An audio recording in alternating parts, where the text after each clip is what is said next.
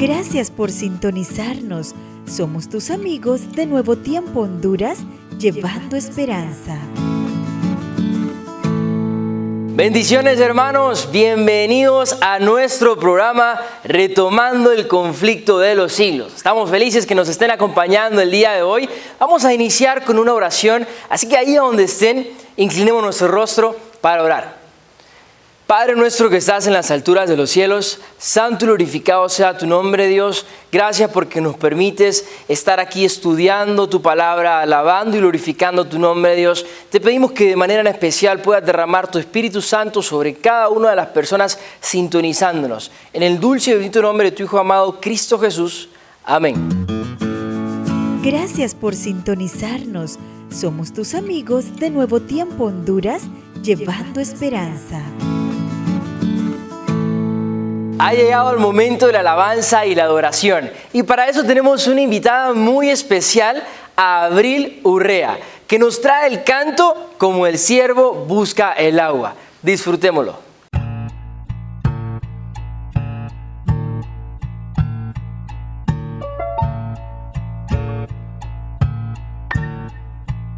Mi tranquilidad la encuentro en el lugar donde tú estás,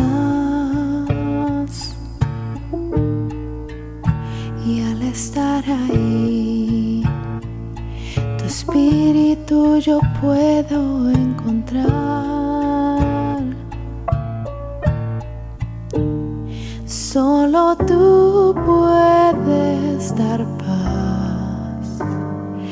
Este mundo no puede llenar mi ser. Clama como el ciervo busca el agua, también yo te busco, Dios. Si sedienta está mi alma, sacias todo mi interior. Te anhelo hoy, te anhelo hoy, te anhelo hoy, te anhelo hoy. Este no es mi hogar, es un desierto que debo pasar. Tu palabra, oh Dios, a mis huesos puede vivificar. Cristo, ven y lléname, que tu amor muy dentro fluye en mí, dando vida. Como el ciervo busca el agua, también yo te busco, Dios. Si sedienta está mi alma, sacias todo mi interior. Como el ciervo busca el agua, también yo te busco, Dios. Si sedienta está mi alma, sacias todo mi interior. Te anhelo hoy, te anhelo hoy, te anhelo hoy, te anhelo hoy.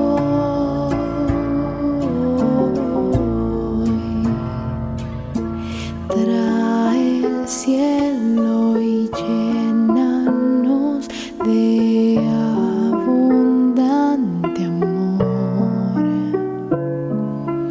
Reina en nuestros corazones. Santo eres Dios. Oh, trae el cielo y llénanos de abundante amor. Oh, reina en nuestros corazones. Santo eres Dios. Como el ciervo busca el agua, también yo te busco, Dios. Si sedienta está mi alma, sacias todo mi interior. Te anhelo.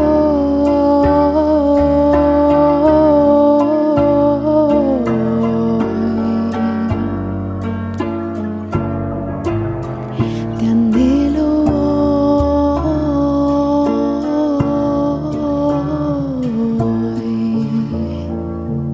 Te anhelo, Dios. Te anhelo hoy.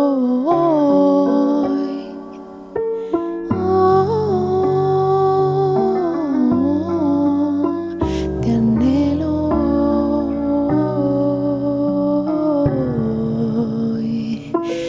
Te anhelo.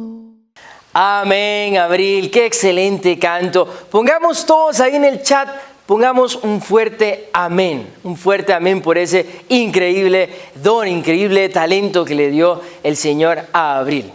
Ahora, hace mucho tiempo atrás, el apóstol Pablo es apresado en Jerusalén y los dirigentes judíos querían matarlo, pero vienen los soldados romanos y deciden salvarlo y lo mandan preso a Cesarea Marítima. Pero cuando viene Pablo y mira que estando allí en Cesarea Marítima su situación se complica, viene él y decide apelar al César.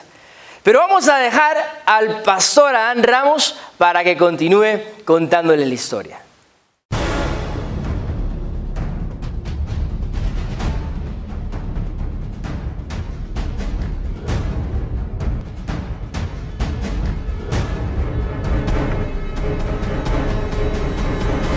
Aquí comienza su programa, Retomando el Conflicto de los Siglos.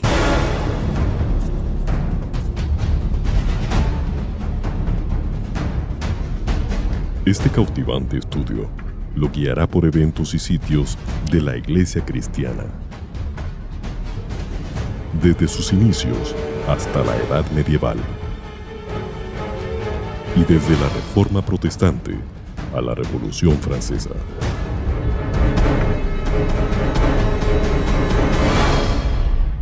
Con ustedes, el pastor Adán Ramos.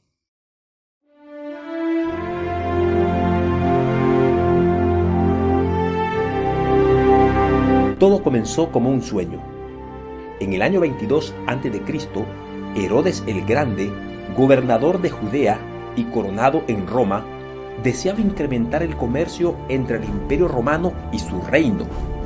En su imaginación, Herodes ve la llegada de grandes barcos de todo el imperio y en el puerto un gran rompeolas artificiales, una alta torre y murallas defensivas que ofrecen seguridad a los navíos y a sus habitantes. Este era un proyecto revolucionario y ambicioso y único en toda la región. A este sueño, Herodes le llamó Cesarea. Miles de obreros trabajan forzadamente para desarrollar el ambicioso proyecto. Gigantes estructuras de madera son hundidas en el mar para preparar las bases del rompeolas en construcción. De la arena y en una manifestación de ingeniería única va surgiendo un puerto.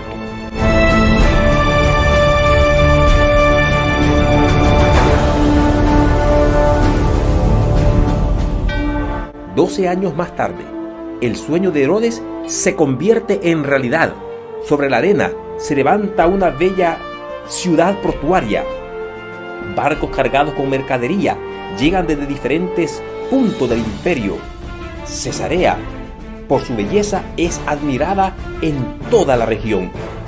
Y allí, en lo alto, sobre todos, arde el fuego del faro de la torre, que señala a los navíos en el mar el camino a tierra.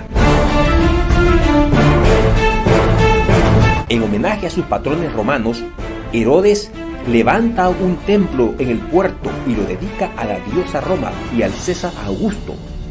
En recompensa, es agraciado con la confianza del reino y su poder se extiende hasta Siria.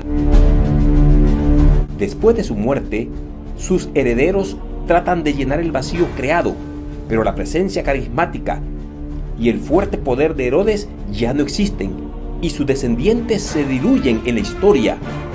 El dominio romano en Cesarea se fortalece. Cesarea pasa a ser la capital del gobierno local y residencia del comisionado.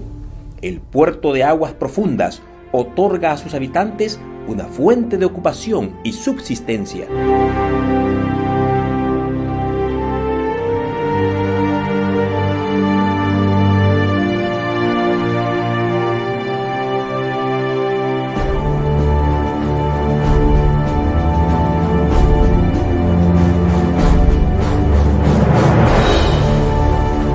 Fuertes tormentas, guaridas y terremotos dañan el puerto y las murallas.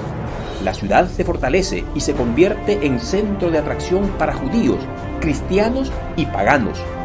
En Cesarea se desarrolla una de las más importantes comunidades judías en la tierra de Israel. Su centro de estudio y conocimiento atraen a una gran cantidad de alumnos. Los habitantes de Cesarea cuentan también con nuevos lugares de esparcimiento, representaciones de teatro y carreras de caballos. Atraen a numeroso público.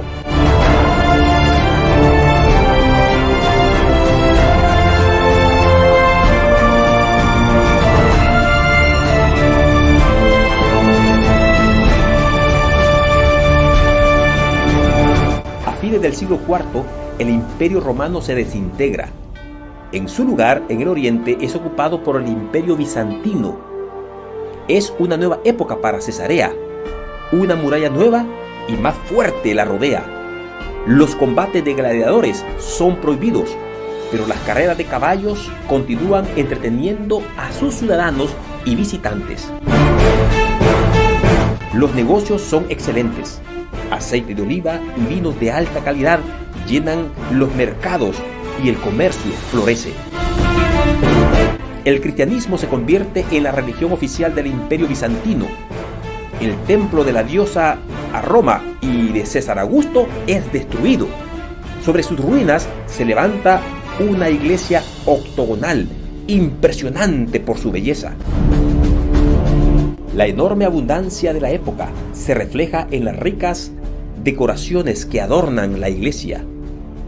No obstante, la construcción, fruto del trabajo humano, no resiste los destrozos de la naturaleza.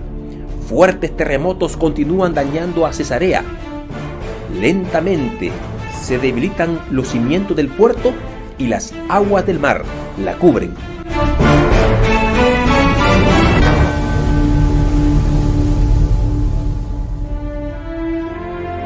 En el siglo VII, Cesarea se ve envuelta en batallas, y Cesarea, una de las ciudades más fortificadas y prósperas ciudades de Israel, cae en manos de los musulmanes.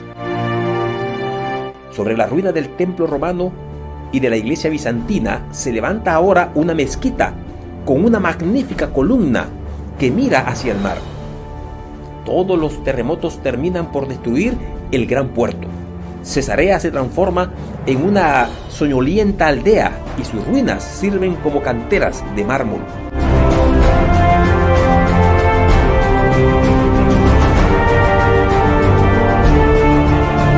En el siglo XII vuelve la guerra a Cesarea. Los invasores llegan de Europa con las cruzadas, pretenden dominar la ciudad y santificarla para el cristianismo. En plena guerra se despierta de nuevo la ciudad. Un nuevo muelle se construye en el puerto y los cruzados levantan también una impresionante muralla alrededor de la renovada Cesarea. Durante 200 años, las guerras entre los cruzados y los musulmanes destruyen la Tierra Santa. Es el año 1265 y un poderoso ejército musulmán se acerca a las murallas. A su frente se encuentra el sultán mameluco Baibars. Al fin de 3 días de lucha, las fuerzas de Baibars penetran en la ciudad y siembran ruina y destrucción. Por primera vez desde su creación, Cesarea es destruida hasta los cimientos. El sultán Baibars no se detiene hasta que demuele por completo la ciudad y no deja en ella vestigio alguno sobre la tierra. Lentamente, Cesarea desaparece de los dominios del sueño y la imaginación que surgieron del pasado.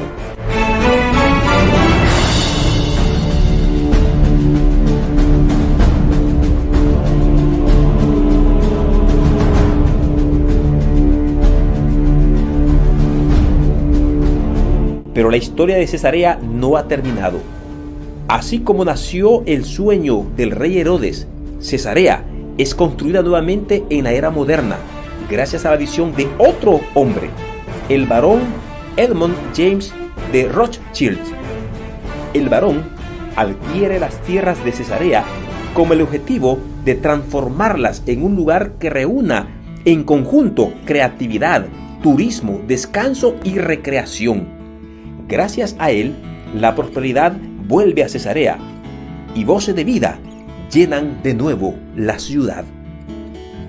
La actual Cesarea cuenta con un parque de industria, investigación y desarrollo, una comunidad de residentes y zona de turismo y recreación de las más bellas de Israel. Las construcciones que ustedes ven son edificios bocios de más de 100 años, pero sus fundamentos se arraigan exactamente en el mismo lugar donde en el pasado se levantaba el templo, la torre y la antigua muralla de Cesarea.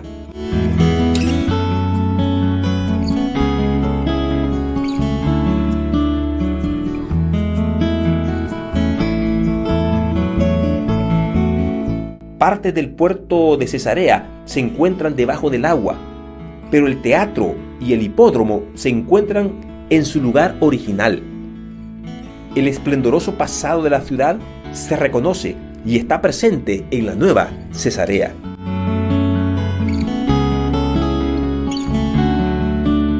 Y así, durante miles de años, Cesarea sigue viva, la ciudad del sueño, un sitio donde el pasado, presente y futuro conviven juntos en perfecta armonía.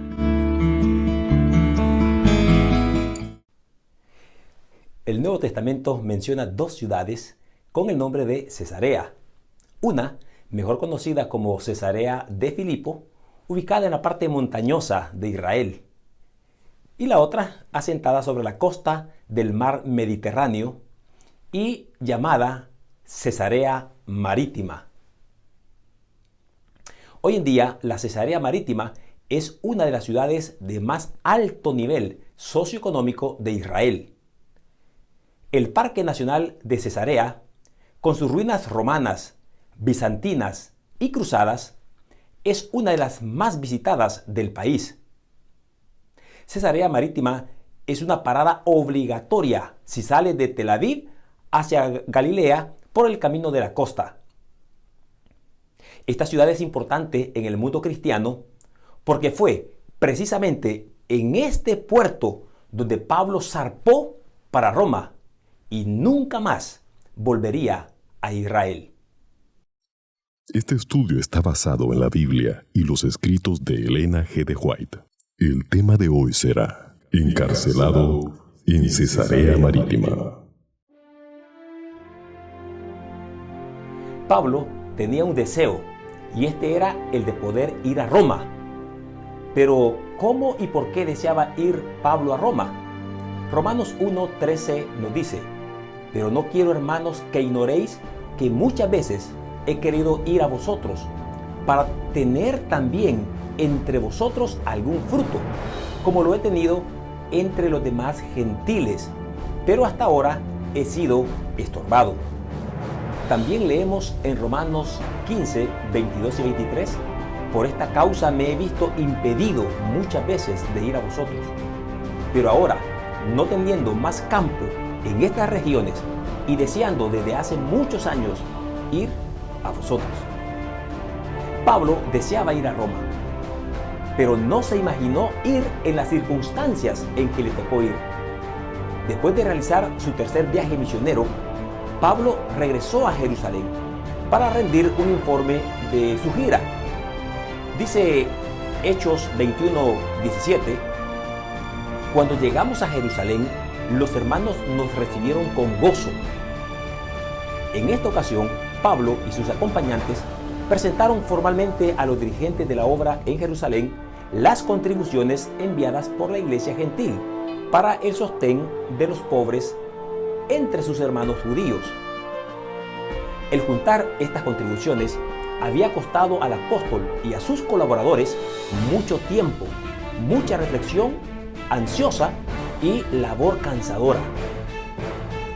La suma, que excedía en mucho a las expectativas de los ancianos de Jerusalén, representaba mucho sacrificio y aún severas privaciones de parte de los creyentes gentiles.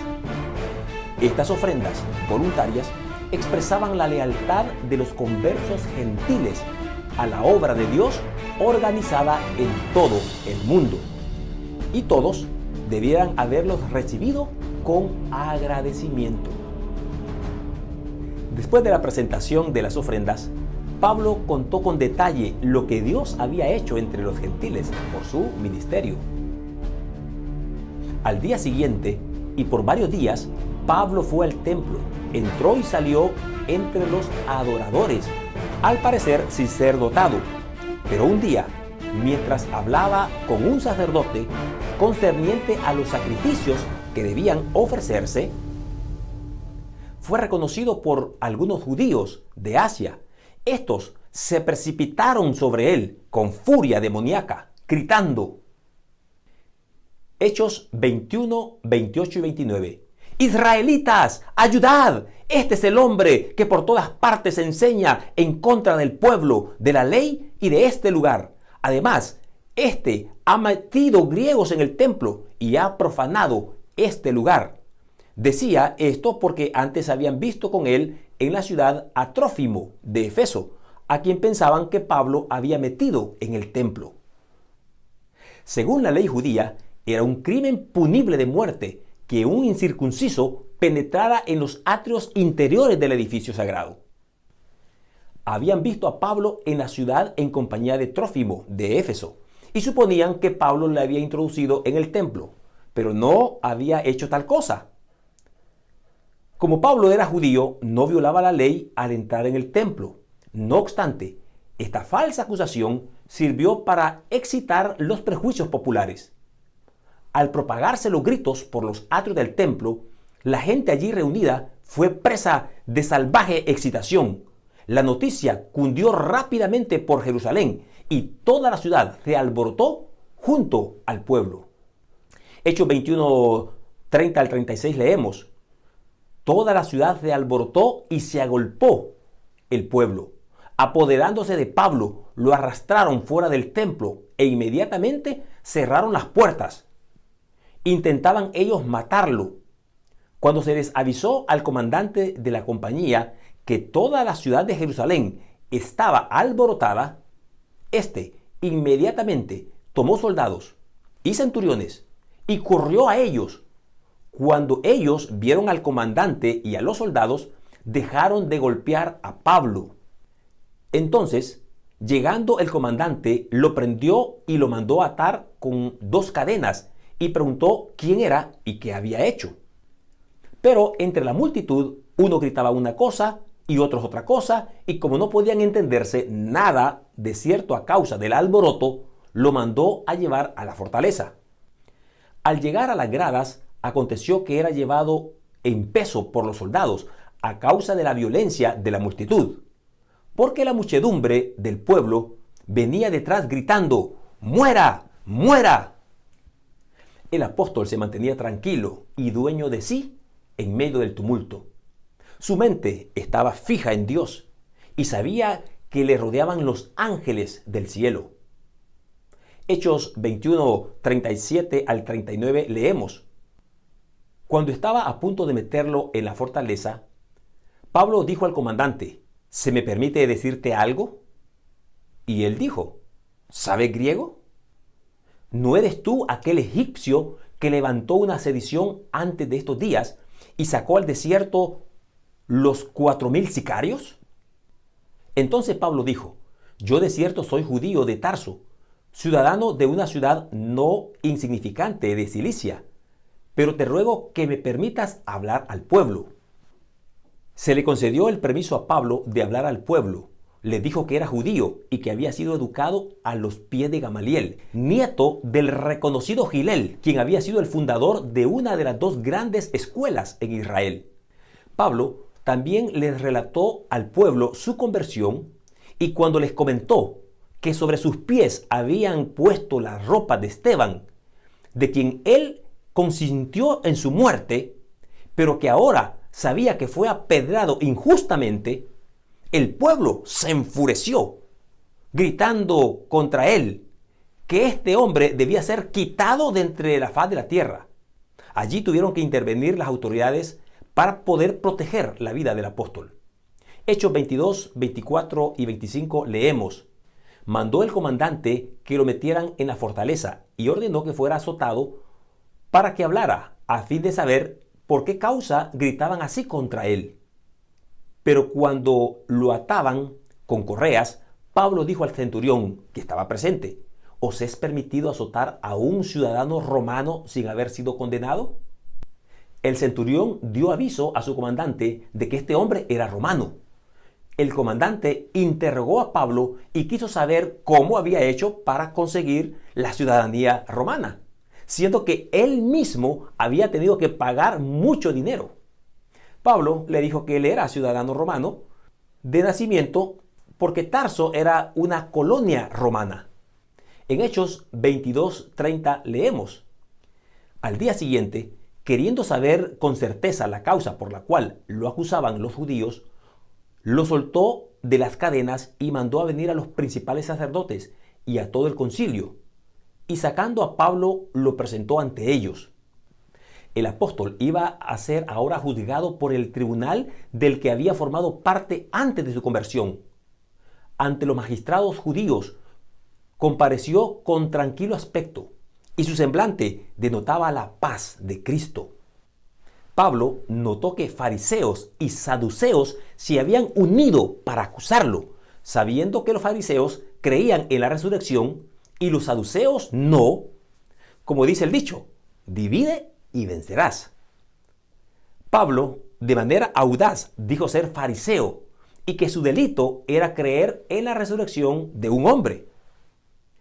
Este comentario de Pablo provocó tal discusión entre ambos bandos que los fariseos no encontraban ningún delito de muerte en Pablo. Sin embargo, los saduceos buscaban la pena de muerte.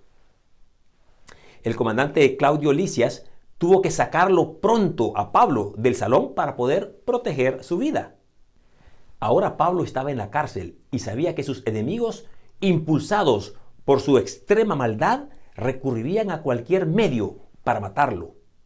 Podría ser que hubiese terminado su obra por las iglesias y que entrarían ahora en ellas lobos rapaces.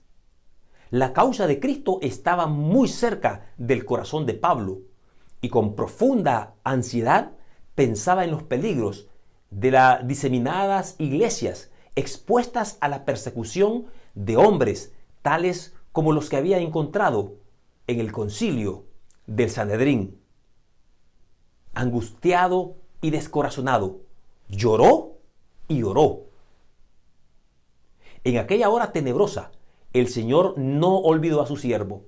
Le había librado de las turbas asesinas en los atrios del templo. Estuvo con él en el concilio en el Sanedrín. Estaba con él en la fortaleza y se reveló a su fiel testigo en respuesta a las fervorosas oraciones en procura de dirección. En Hechos 23:11 leemos: a la noche siguiente se le presentó el Señor y le dijo: ten ánimo, Pablo, como has testificado de mí en Jerusalén, así es necesario que testifiques también en Roma. Mientras el Señor animaba a su siervo, los enemigos de Pablo tramaban afanosamente su destrucción. Hechos 23, 12 y 13 dice: cuando fue de día, algunos de los judíos tramaron un complot y se juramentaron bajo maldición, diciendo que no comerían ni beberían hasta que hubieran dado muerte a Pablo. Eran más de 40 los que habían hecho esta conjuración. Estos hombres perversos se presentaron ante el Sanedrín para contarle su plan, y el Sanedrín apoyó su malévola actuación. Pero ya Dios le había dicho a Pablo que iría a Roma. Un sobrino de Pablo, hijo de su hermana, oyó del plan y dio aviso a Pablo.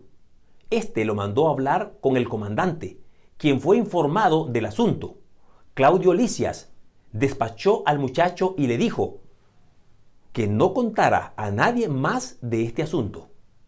Inmediatamente después, el comandante Claudio mandó que se prepararan para salir a la 3:a hora de la noche.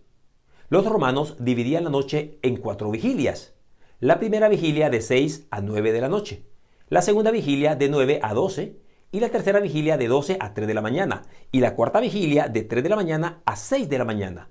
200 soldados y 70 jinetes y 200 lanceros, un total de 470 soldados romanos bien entrenados, escoltarían a Pablo fuera de Jerusalén. Era como si Dios hubiese exagerado su fidelidad hacia el apóstol y mostrarle más allá de toda duda que iría a testificar a Roma. Claudio mandó a Pablo a Cesarea con el gobernador Félix y con la siguiente carta de antecedentes. Vamos a leerlo en Hechos 23, 26 y 30. Claudio Lisias, al excelentísimo gobernador Félix, salud. A este hombre, aprendido por los judíos y que iban ellos a matar, lo libré yo acudiendo con la tropa, habiendo sabido que era ciudadano romano, y queriendo saber la causa por la que lo acusaban, lo llevé al concilio de ellos, y hallé que lo acusaban por cuestiones de la ley de ellos, pero que ningún delito tenía digno de muerte o de prisión.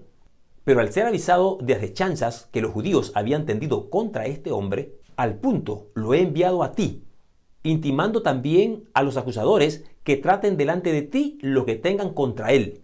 Pásalo bien. El caso de Pablo no fue el primero en que un siervo de Dios encontrara entre los paganos un refugio contra la maldad del pueblo, profeso de Jehová. Impulsados por su ira contra Pablo, los judíos habían añadido otro crimen a la sombría lista que caracterizaba su historia. Cesarea Marítima, cuenta el historiador Flavio Josefo, que en el lugar había un pequeño puerto fenicio, hasta que el rey Herodes el Grande construyó la ciudad de Cesarea del 22 al 10 a.C., llamando así en honor a su patrón político, César Octavio Augusto. La máxima obra de Herodes en Cesarea fue la construcción del gran puerto artificial. Sin embargo, en el año 6 después de Cristo, el hijo de Herodes, Arquelao, fue despojado del poder por los romanos y enviado al exilio en Galia. A partir de entonces, los gobernadores y procuradores romanos se asentaron en Cesarea, entre ellos también Poncio Pilato. 5 días después de la llegada de Pablo a Cesarea, llegaron también sus acusadores procedentes de Jerusalén, acompañados por Tértulo, orador que habían contratado como abogado.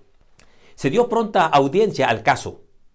Pablo fue traído delante de la asamblea y Tértulo comenzó a acusarlo. En Hechos 24-27 leemos: pero al cabo de 2 años recibió Félix por sucesor a Porcio Festo, y queriendo Félix congraciarse con los judíos, dejó preso a Pablo. El apóstol habló con fervor y evidente sinceridad, y sus palabras eran convincentes. Claudio Lisias, en su carta a Félix, había dado testimonio similar en cuanto a la conducta de Pablo. Además, Félix conocía mejor la religión judía de lo que muchos suponían. La sencilla declaración de Pablo sobre los hechos del caso capacitó a Félix para entender aún más claramente los móviles que regían a los judíos al acusar al apóstol de sedición y conducta traidora. El gobernador no iba a complacerlos, condenando injustamente a un ciudadano romano, ni entregándoselos para que lo mataran sin un juicio imparcial. Sin embargo, Félix no conocía ningún móvil más elevado que el interés propio y estaba dominado por el amor a la alabanza y el deseo de ascender. El temor de ofender a los judíos le impidió hacer una plena justicia al hombre que reconocía como inocente. Y decidió, por lo tanto, suspender el juicio hasta que Lisias estuviese presente, diciendo: cuando descienda el tribuno Lisias, acabaré de conocer vuestro negocio. No mucho tiempo después, Félix y su esposa Drusila hicieron traer a Pablo a fin de que en una entrevista privada pudiesen oír de él la fe que es en Jesucristo. Estaban deseosos y hasta ansiosos de oír esas nuevas verdades, verdades que posiblemente nunca volverían a oír. La princesa judía entendía bien el carácter sagrado de esta ley, que tan desvergonzadamente habían transgredido. Pero su prejuicio contra el hombre del Calvario endureció su corazón contra la palabra de vida. Pero Félix nunca antes había escuchado la verdad. Y cuando el Espíritu de Dios convenció su alma, se conmovió. Se conmovió profundamente. La conciencia despierta ahora dejó oír su voz y Félix sintió que las palabras de Pablo eran verdaderas. La memoria le reconoció su culpable pasado. Con terrible nitidez recordó los secretos de su vida y su libertinaje y el derramamiento de sangre inocente. Y el oscuro registro de sus años ulteriores. Se vio licencioso, cruel, codicioso. Nunca antes, la verdad, había impresionado de esta manera su corazón. Nunca se había llenado así su alma de temor. El pensamiento de que todos los secretos de su carrera de crímenes estaban abiertos ante los ojos de Dios y de que habría de ser juzgado de acuerdo con sus hechos, le hizo temblar de miedo. Pero en vez de permitir que sus convicciones lo llevaran al arrepentimiento, trató de ahuyentar estas reflexiones que eran un tanto desagradables. La entrevista con Pablo fue suspendida.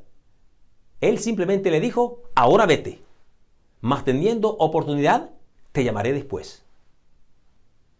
Durante 2 años no se siguió el juicio contra Pablo, pero quedó preso. Al final, Félix fue llamado a Roma a causa de graves injusticias cometidas contra los judíos. Antes de salir de Cesarea, en respuesta a este llamamiento, pensó ganar la gracia de los judíos, dejando a Pablo preso allí, en la ciudad. Pero Félix no tuvo éxito en su tentativa de recobrar la confianza de los judíos. Fue destituido. Y Porcio Festo le sucedió con sede allí mismo en Cesarea. En Hechos 25, 1 al 5 leemos: llegó pues Festo a la provincia y a los 3 días subió de Cesarea a Jerusalén.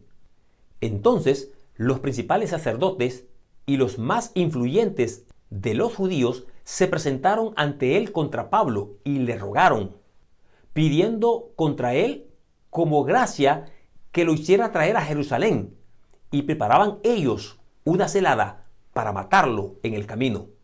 Pero Festo respondió que Pablo estaba custodiado en Cesarea, donde él mismo partiría en breve. Los que de vosotros puedan, dijo, desciendan conmigo, y si hay algún crimen en este hombre, acúsenlo. Esto no era lo que los judíos querían. no habían olvidado su fracaso anterior en Cesarea. De nuevo insistieron en que Pablo fuese traído a Jerusalén para ser juzgado. Pero Festo se mantuvo firme en su propósito de concederle a Pablo un juicio justo en Cesarea. Dios, en su providencia, dirigió la decisión de Festo para que la vida del apóstol fuese prolongada. Al volver a Cesarea, después de estar unos días en Jerusalén, Festo el día siguiente se sentó en el tribunal y mandó que Pablo fuese traído. Le rodearon los judíos que habían venido de Jerusalén, poniendo contra Pablo muchas y graves acusaciones, las cuales no podían probar, por supuesto. Festo se dio cuenta de que la cuestión en disputa se refería enteramente a doctrinas judías y que aún en el caso de poder probarlas, no había en las acusaciones contra Pablo nada que lo hicieran digno de muerte, ni aún siquiera de estar preso. Sin embargo, vio claramente la tormenta de ira que se levantaría si Pablo no era condenado o entregado en sus manos. En Hechos 24:9 leemos: pero Festo, queriendo congraciarse con los judíos, le preguntó a Pablo: ¿quieres subir a Jerusalén y ser juzgado allá de estas cosas delante de mí? El apóstol sabía que no podía esperar justicia de parte del pueblo, que por sus crímenes estaba trayendo sobre sí la ira de Dios. Cansado de la lucha, su activo espíritu apenas podía soportar los repetidos aplazamientos de la agotadora incertidumbre de su juicio y encarcelamiento. Por tanto, decidió ejercer su derecho como ciudadano romano en poder apelar al César. En respuesta a la pregunta del gobernador, Pablo simplemente dijo, vamos a leerlo en Hechos 24, 10 al 12. Ante el tribunal de César estoy, donde debo ser juzgado. A los judíos no le he hecho ningún agravio, como tú sabes bien. Porque si algún agravio o cosa alguna digna de muerte he hecho, no rehúso morir. Pero si nada de las cosas de que estos me acusan, nadie puede entregarme a ellos. A César apelo. Entonces Festo, habiendo hablado con el consejo, respondió: ¿a César has apelado? A César irás. Desde este puerto, ubicado en Cesarea Marítima, un puerto ahora en ruinas, embarcó el apóstol Pablo rumbo a Roma, capital del Imperio Romano. La causa del odio nacido del fanatismo y de la justicia propia hicieron que un siervo de Dios fuera inducido a buscar protección entre los paganos. Fue este mismo odio el que indujo a Elías a huir y pedir socorro a la viuda de Zarepta, y el que obligó a los heraldos del Evangelio a apartarse de los judíos para proclamar su mensaje a los gentiles. Y el pueblo de Dios que vive en este siglo tiene todavía que afrontar este mismo odio.